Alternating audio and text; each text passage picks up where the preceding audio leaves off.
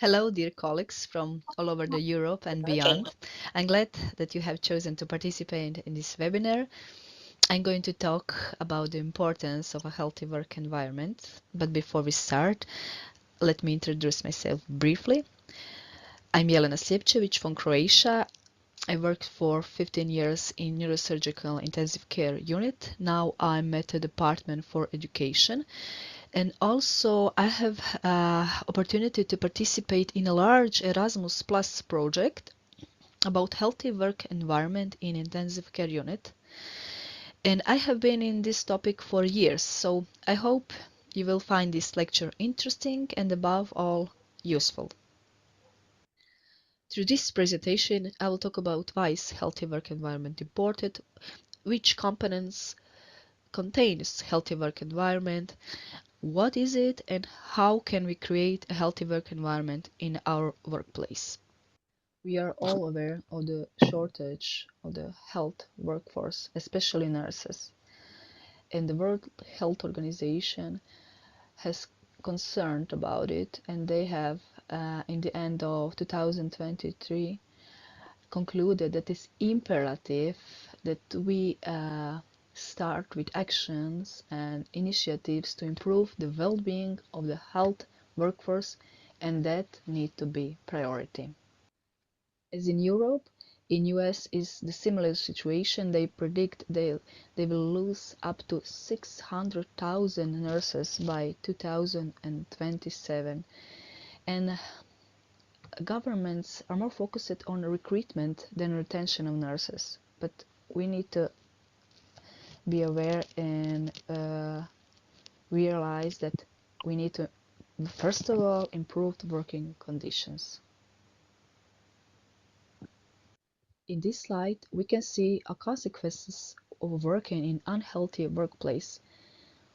In that place, we have 4 times more likely to lose talented workers. We have 10 more times sick days taken per year.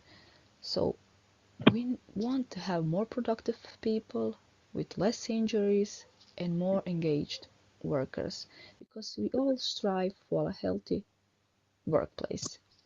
Workers can spend up to half of their day in the workplace, so they want to feel valued, they want to feel safe, they want to feel healthy, and if they feel like that, they will be more productive, they will be more committed to their work.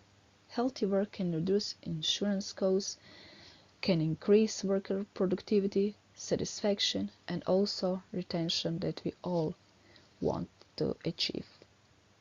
Can I please ask you to write down or just remember at least 3 to 5 things which makes a healthy work environment for you? Is it the perks, the salary, the flexibility, recognition, good communication, good relationships at the workplace? So please write down or just remember. We will see at the end if your wishes meets the priority and standards to achieve healthy work environment. There is a lot of definitions of healthy work environment, and it's hard to define a healthy work environment, let alone put it into practice. But I will introduce you with the World Health Organization definition, which said that is a healthy workplace is one in which workers and managers collaborate to use a continual improvement process to protect and promote the health, safety, and well-being of all workers and the sustainability of the workplace by considering the following: physical work environment, psychological work environment, personal health in the workplace, and community participation to improve the health of the workers, the family, and other members of the community.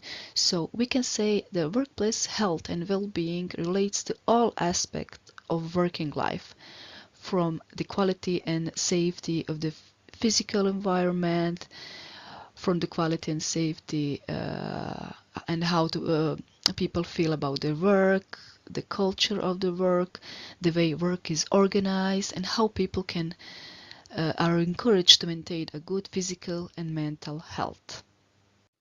To best foster a healthy work environment in the workplace, it is important to understand the hazards affecting it.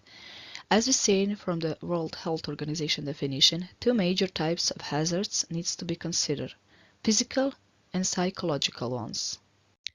Physical safety hazards are risk factors which could create harm at the physical level. Example of physical safety hazards could include electrical hazards, slips and falls, ergonomic hazards, flying fragments, and so on and so on. But we put them under control